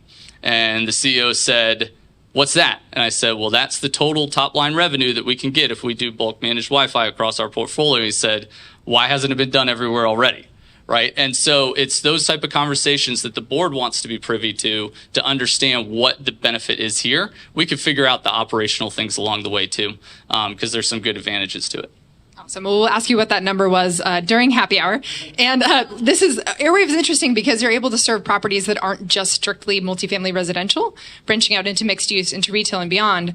And so for our next panel, we're actually going to bring up folks that are more so in the residential space. Modern's network will really span the gamut across asset classes, student, senior, short-term rental, industrial, even some folks that have farming and ag tech. So you'll see a lot of that represented today. But next up, we're going to have the Don McKenna Group come up and do another case study. Thank you guys so much. Thank you all for the time. Thank you. Well, I'm Carolyn. I'm the one sending you all the emails. I'm also the passport director here at Modern. Really excited that you all are all here and very excited for this next panel. I love robots. And so we're going to talk a little bit about robots. We're also going to talk about AI, which is very top of mind. Joining me is Don McKenna from Don McKenna Group, Michael Anthony, also from DMG, and then founder of Addressable, Chris Toswell. And if you want to raise your hand, the rest of the DMG group, I think they're all in the back there, rolling deep. Thanks for coming. All right, so Don, we got a little preview from Modwell. Would love if you could share, though, with the rest of the audience here a little bit more about DMG. Hi, I am so excited to be here. So to just lay it out there, I was a housewife selling houses in 2003. I grew my team to 30 members. 19 salespeople, 11 support people. And when I say support, it's a whole different capacity. I have a director of operations, creative director, director of sales, my own digital marketing segment on Instagram. But what happened was I started in a town called Hinsdale, where I raised my kids. And I kind of grew the secret sauce. And I thought, gosh, it kind of was organic the way I grew. It wasn't that strategic at the beginning. I'm not going to say it hasn't become very strategic, but I really didn't have, I did about $175 million a year, just me and my two assistants. And my older assistant is still with me. I think she's turning 87 this year. And so it's crazy. But it's interesting because I grew a brand, I grew a team, and it's the people that kind of pushed us forward that I picked, and they all came to me. And so now we have the city of Chicago, we have the northern suburbs, we have the western suburbs. We just launched Lake Geneva and New Buffalo. We launched Naples, Florida, about 6 years ago, which was a great hedge. Little did I know. And we just launched Park City this past weekend. So we are doing things very different. In our talk about disruptors, I've learned a lot, and I am so grateful that I met Modern Ventures. I mean, these people are huge innovators, and I got very, from someone that doesn't, I do all my business without a computer. I've never sent an attachment. I don't have a computer. I'm being really I'm really laying it all out for you guys, but I use a phone, and it's about the experience. So that's when they introduced us to Chris, and I'll let you guys take it from there. And Don's being very modest. $1 billion in sales, number 8 in the country, top broker, number one in Illinois. So she's being very modest right now. I was like, let's brag a little. Chris, tell us a little bit more about Addressable. Oh, you have slides. Yeah, sure. So essentially, Addressable helps residential real estate agents and teams acquire more leads and listing appointments with a combination of robotics and generative AI and analytics. We offer a suite of different products and tools, but to touch on two of them, one was shown in the opening remarks by Candace, which was amazing. Basically, using our smart copy tool for generating the story or the message that you're reaching out with. We then use robotics to handwrite the letters, so you can talk about a home that you've sold, and the AI will generate that story, and then our robots will literally put pen to paper and write them for you, mail it on your behalf. So teams that are busy, which all residential real estate agents and teams do not have enough time, we help them acquire more leads and listings. And let's talk about that a little bit further. So with what we heard from Constance earlier in terms of AI and robotics being very top of mind, you founded Addressable back in 2018. So you've been seeing this for quite some time. What were some of those gaps that you picked up on? Yeah, absolutely. I mean, agents are expected to wear so many different hats, and they're expected to run a whole marketing stack while also keep being always available to their clients, their past clients, and their active transactions. And by using this combination of AI and robotics, we can help give them back that time so they can focus on what really matters, the relationship with their clients. And Don, we were first introduced through Ryan Gorman, former CEO of Coldwell Banker. Did you pick up on the same types of challenges that Chris had mentioned? What drew you to Addressable? Well, I think there's a couple things. To your point, I mean, we are scheduled to do $1 billion in sales this year, and it just keeps going. And my biggest thing is creating that experience. Like, I never want to be too busy. I never want my people to feel like, yes, we are a real estate powerhouse, but like everybody matters. And so I have 4 kids, and I was a psycho about like handwritten letters. Like, I mean, to this day, I'm like, did you write him a handwritten letter? I mean, I have a 29-year-old who's like, Mom, I run a company, goodbye. But my point is, I'm like that with my team. And a lot of people, I think, take that for granted, that personal touch, whether you're spending, $5,000 or $50 million, it's presenting yourself in a different way and creating an experience. So when I found Addressable, because I was always like, I want to get, say, you guys probably have had people during the pandemic say, oh, I want to buy your house. It's not that. Like, our Addressable notes are going to say, we are not writing you to get your listing. We have 3 people that specifically have said, I want this block. That's how micro this can get. The other thing that's really hard in our world is the trackability. That's the thing. There's like several layers to this. Yes, we get someone to write our letter, but it's our message and it looks like your handwriting. And we can talk about tweaking that too, because I can get crazy about that. So I like when it looks like the pen mark, you know what I mean? The pen ran a little bit, just because I don't want it to be, it's got to be scalable because I'm growing so much. Yep. But at the end of the day, I think the most important thing is these people see something and they see a message, and it's a tantalizing picture of whatever we're trying to accomplish, but it's trackable. We didn't talk about that. So we probably should talk about that, because it's really hard. We spend all this money on advertising and you never know like what worked, what didn't, unless someone calls and says, I like this house, I want to spend $5 million on that house, which never happens. So, yeah, exactly. Addressable does a whole range of things, and it's hard to talk about it in just this short presentation. But basically, beyond the handwriting and the content, we also include the analytics in the form of digital phone numbers and QR codes.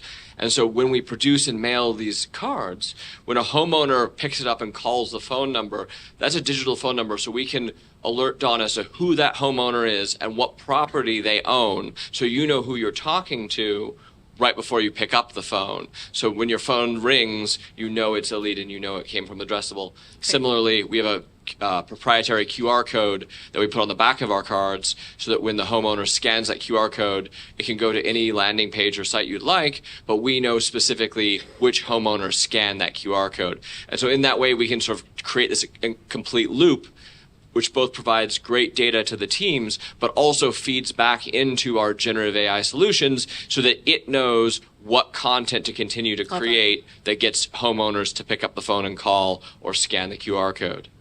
Amazing. Well, I think we had the record for fastest implementation. I think we showed it, and then 48 hours later we were live, and I didn't know what happened. But Michael, you're a huge part of that. Walk us through what that implementation looked like. I know we're early days, but anything that you specifically are tracking and hoping to. Yeah, totally. With our team, we are very much about, we make a decision and we move quickly. We're not here to waste time, to dwell on something for months and months, and then the idea is completely lost. So literally within, just like Carolyn is saying, within 48 hours, we jumped on a Zoom with Chris. He went through, it's completely integrated with Google Maps. So you hone in on your neighborhoods and your key markets that you want to be able to do target marketing to, and you pick these honeycombs. It's very interesting, but it's fascinating. And so Chris very quickly helped us with doing that. Within 24 hours, we were on with his team getting our targeted market. So we chose Hinsdale, for example, was one of our first pilots. We're in 6 markets and growing into 7. We didn't want to just all of a sudden go out to every single one. We wanted to hone in on a very targeted pilot to be able to see the results. So we chose our honeycombs, as I kind of say to our team. And then we refined it. So instead of sending to every single home, so for example, one tile is 26 acres. And depending on the density of whether it's in an urban market, a suburban market, obviously you can kind of deduce how many homes are there. So there's more refinement you can do on getting in with the potential value of a home. How long has the current owner lived in the home? What is it absentee? Is it corporate owned? Does the actual homeowner live there, et cetera, et cetera? So you could take a pretty vast market and create a very targeted audience that you want to be able to get into. And so that was really quick, really easy. And within probably 2 weeks, we had our first mailer starting to hit mailboxes, which was about 5 days ago. And we're starting to already see these QR codes being scanned. I want to say we have about 39 that I've literally within 5 days can see. I know 2 days ago, Don was texting me. He's like, wait, what is this? Like, well, I'm getting these calls. Who are these people? So it's working. It's something where I love that it has the personal touch of the handwriting. And I noticed as well, just like Don was saying, there's so much with technology where it looks printed and it's perfect line. They're actually slightly off. It slightly kind of goes at an angle to where it looks like a person was writing the message. So it's been great so far. And something I said this to Carolyn last week that I have to mention. I don't think Chris has talked much about it yet. Listing Architect, his new product, the very first call I had with Chris, I said, hey, are you using your technology to write listing copy? Our agents are spending hours upon hours trying to write a description for the MLS or the web. And within 30 days, he's rolling it out. Love that. Don, we've been primarily focused on the residential space, of course, but would you recommend this to others in the room? Do you see any other potential use cases? I think repetition is key in any sales. I mean, at the end of the day, if you really break it down, we're all in sales. We're all selling something. I think the greatest gift of this is you can kind of lay out a strategy and a plan and kind of hit these folks that you're trying to hit often. And so it's not just like one, I don't want to be a one-hit wonder. Like if you're really trying to go after a building or you're trying to, I don't know that much about commercial, but there's so many different applications that you're trying to get the attention of somebody. Michael set out a whole program where we're going to go after certain people and certain factors 5 or 6 times, because what do they say? 7, you need to touch people, the same person 7 times for them to like a light bulb to go off. So this allows that. And I also think the trackability is a big deal. Like this is the first time hearing about the 39 things. I'm going to be like, who is it? What is it? What? Yeah. I mean, because think about it. You talk about return on investment and all of these buzzwords that we all care about. That's a big deal. I mean, one deal is so trackable and it pays for it. So I'm super excited about this. And I have to say, it kind of reminded me like when I sat there, I didn't know what I didn't know because he does a lot of that. And so I sat there and I'm like, wait, I want that. I want that. I mean, it was like $50,000. He's like, yo, slow your roll. Let's try, you know what I mean? Because I didn't want anybody to get it. We didn't talk about the scarcity thing either. You might want to mention that. Yeah, Chris, anything you'd like to add? And to close this out, how do people get started? Sure. So one of the things that makes Addressable unique is that only one agent or team can use it in a given area. So we've broken the country down into these 26-acre tiles, as I think it was called honeycombs, which I think is great. And essentially, you can check to see if there's availability in your area. There's a QR code there to scan. You can put in a zip code and look, and we're actively selling out the country. And by purchasing these territory tiles, you have the exclusive right to use all of our marketing technology to reach the homeowners in that area. How do they get started? Oh. QR code right there, or addressablemail.com. I love it. Well, you will all be receiving handwritten letters from Modern after this. Thank you guys so much. Really appreciate it. Up next, we have a brief commercial, little music video for our next company, Zeal and Harrison Street.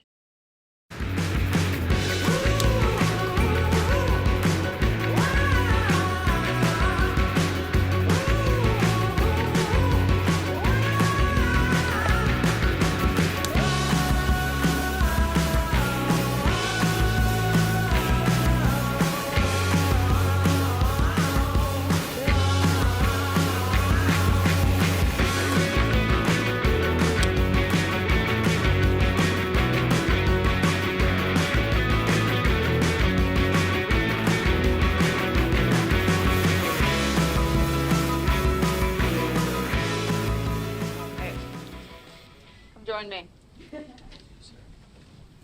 Hello. Hey, everybody. Brian Mutchler, Harrison Street. How's everybody doing?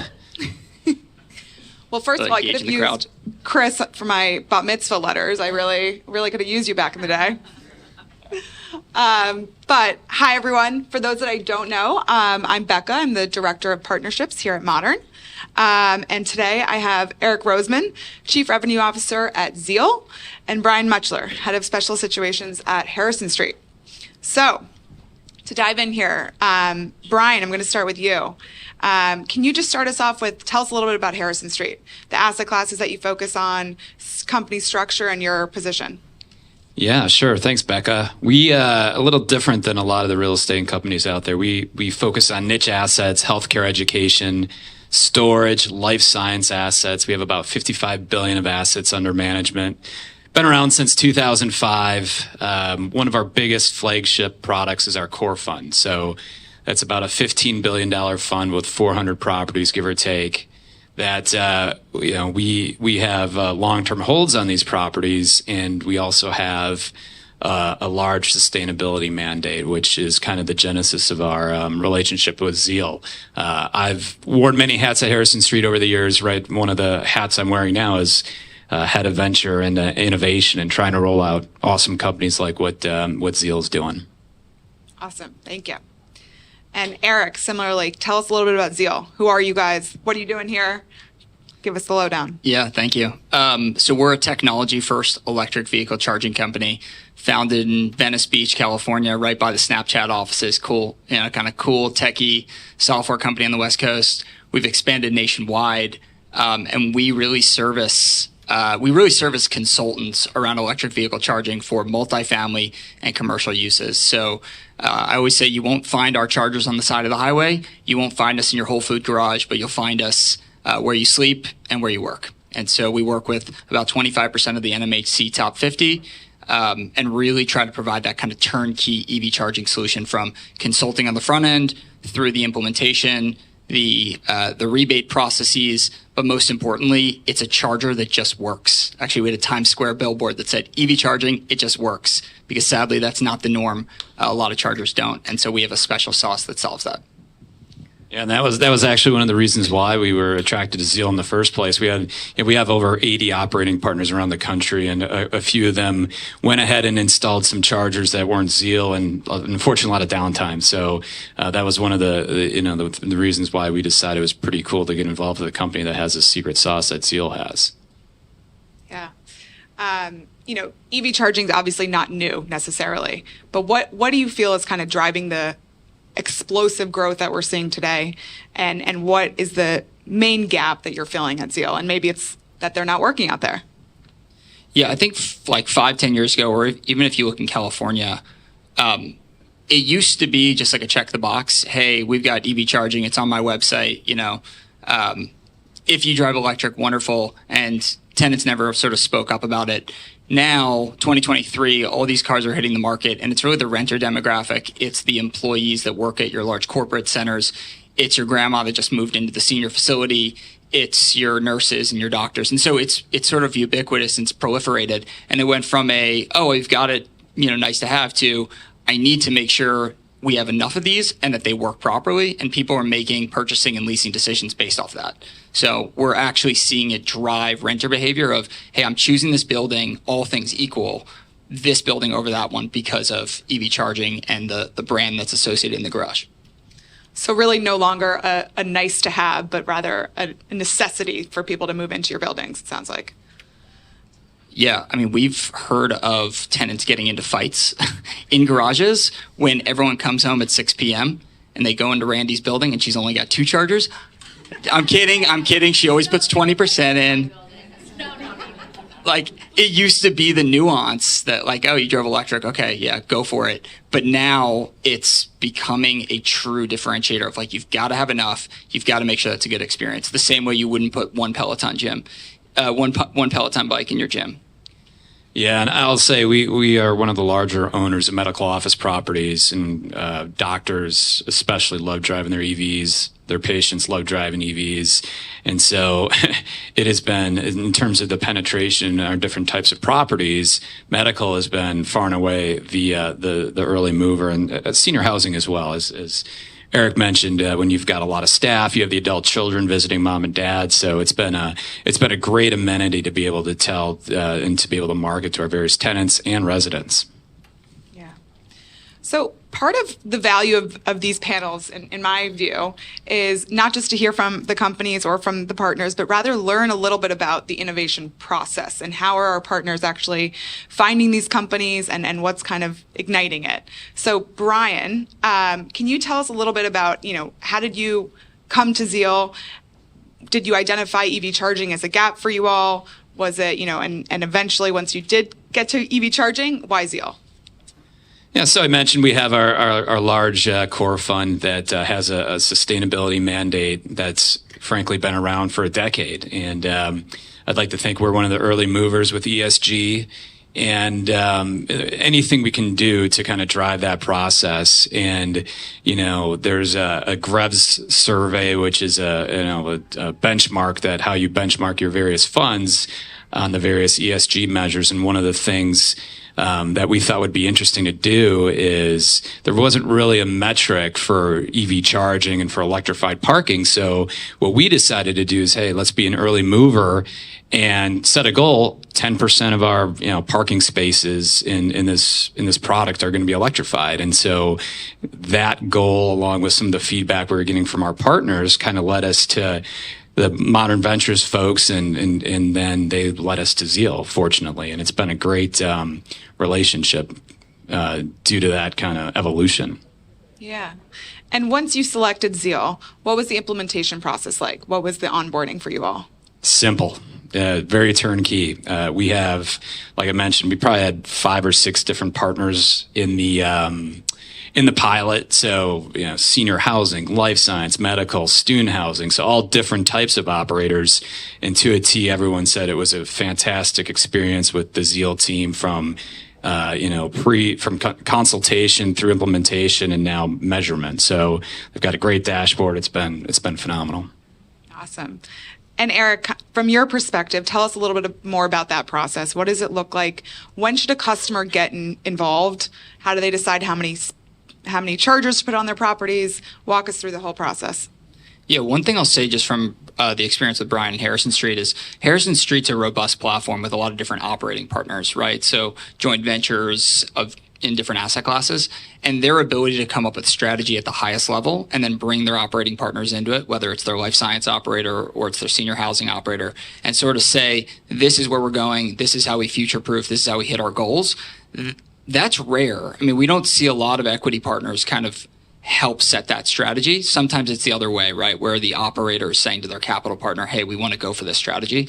So that was really nice to see sort of a top-down 30,000 foot strategy, and then the implementation was down at the asset management and the operator level. So where we like to get involved in is the highest level of conversations. And some of you in this room, whether it's Bellwether or PGIM, you guys are setting like, I don't want to say mandates, but you're setting a strategy at the top level where you can go to multifamily, you can go to office and say, we want to do 5% of our parking stalls, or we want to do 10%, or we want to put in 5% today, but we want to future-proof with the electricity infrastructure for 20% by 2030. Having those like goals in mind, then we can get into the implementation. We can get into the quoting and finding you costs. But if a lot of groups go the other way, they go, I just want charging. Tell me how much it's going to cost. Well, you've got to pick the direction you want to go. Do you want to check the box, or do you want to come up with a real thoughtful strategy? And then how do your customers kind of measure the success of working with you all? What are the KPIs that they're looking at? How do they do that?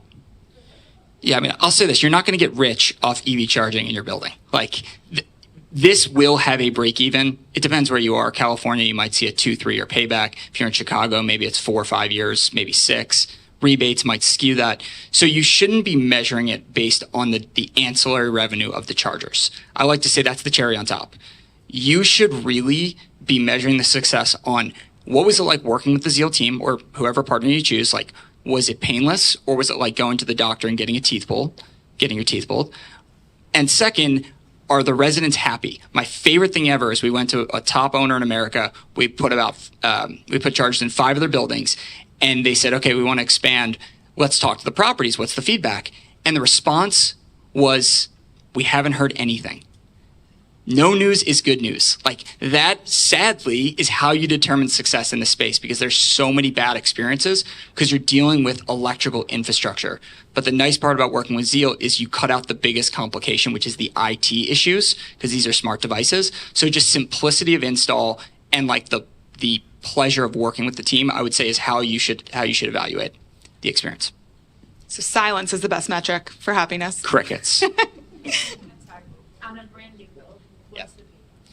So on a brand new build, by the way, we get involved with electrical schematics. Send this to us. We'll basically become your pre-dev shop. Payback, it depends. If it's in Chicago and it's in a great neighborhood like West Loop, probably 3.5 years, I would say, because you don't have to do the electrical infrastructure, which ends up being the most expensive thing. Yeah. And Brian, I would ask you if you would recommend Zeal, but I don't know that you'd be up on the panel if you say no to that. So who do you think Zeal is right for? You know, you're using it in a variety of different asset classes. Are there any asset classes that you think it doesn't make sense for, or who in the room should be thinking about this? we're not doing it self-storage because we don't have that many folks in our self-storage, but pretty much any other property type. I mean, it's level 2, so if you know, it's not a fast charger, but it's that 5 hours at the doctor's office, or 3 hours visiting mom and dad at senior housing, or, you know, going to the mall. I mean, it's you know, what was the stat? 10% of EVs last year or cars purchased were EVs. So it's going to be ubiquitous, and we want to be the leader in the space and not the follower. And when you have cool technology that Zeal has, it's also a marketing tool. So there's really no payback on, you know, when you're operating a luxury senior housing community and you're saying, you know, marketing the adult children, hey, look at these chargers. Oh, you don't have to plug it. There's no Wi-Fi. They're not hooked up. You just, you know, do the Bluetooth thing, and you're ready to rock. And while you're visiting mom, you can charge your car for a couple hours. So it's really more, we view it as not only a sustainability metric, but also awesome marketing for our residents and tenants, especially, like I said, the doctors and life science folks. Yeah. Eric, for those in the room that are interested in getting involved or learning more, how can they do so? Obviously talk to me after this, but one thing we learned frankly on the backs of Brian, so thank you for this. You know, Brian gave me a strategy, right? And he wanted a future proof and said, we're going to go with 10% of our parking stalls. And what we learned is that not every single asset class should have sort of the vanilla solution, right? If you're talking about multifamily in Chicago, maybe you have to do 20% of your parking stalls. If you're talking about medical office in Houston, maybe it's only 5%. So giving more of like a customized solution on the sizing has been an area that we've improved. And so we built an entire statistical analysis team where we take into account your zip codes. We look at the state level growth year over year. We look at the age of the property to come up with like a dedicated custom report for you on how many to do. So I think that's a really, really nice, free and easy way to get involved with Zeal. We'll give you our opinion. And if you want to take that and run away from us, fine. But a lot of the industry is looking for a consultant to tell them how many, and we think we have one of the best ways to do that. So I would say that's how we can get involved. And rebate sourcing as well. A lot of municipalities have 90, 100% sometimes of cost and installation. So Zeal's been great helping with the rebate procurements as well. Awesome. Well, thank you both so much. Really appreciate it. And that concludes our panels.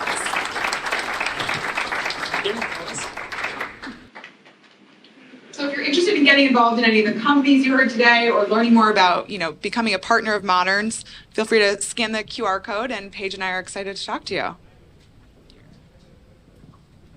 right, this is the wrap-up part. So first, thank you again. We really appreciate it, Scott. We have a few other sponsors as well who are around, Tax Taker, Lucas James. You'll see them in the reception and outer room. And I'll just end with a little bit of our own Modern commercial for a minute because it's our summit, so we can. But just wanted to share a little bit for those of you who are maybe not as involved of what we've been doing. I think this gives you a taste of how we work with our partners, how we bring new companies into the industry, and truly that value chain that I showed earlier. It really is our mission, and our goal is to bring that value to life. I think it's how we all really win, and what comes around goes around. And so when we work with our industry partners, we really do build that partnership mentality of how do we best look for those technologies that are solving gaps and challenges and in your own world, and bring those tech companies in that can really make a difference. I think, hopefully you saw that we're really looking at real business challenges when we're bringing through these new technologies. So everything from referrals and lead generation, communication, marketing, financing, and insurance, operational and transaction, and relationships and adding value. And while most people in the room are around the real estate space, these business challenges are certainly not unique to real estate. And so it's often why when you look at the technologies that we shared with you today, they're not just about our industry, but they apply broadly to multiple industries.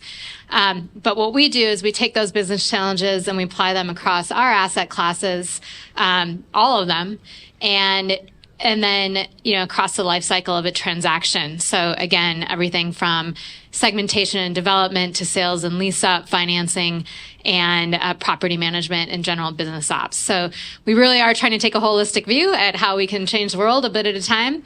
We look at 4,500 companies almost every single year. We say no to almost all of them. So hopefully the ones that you saw today were worth your while. That was our intent.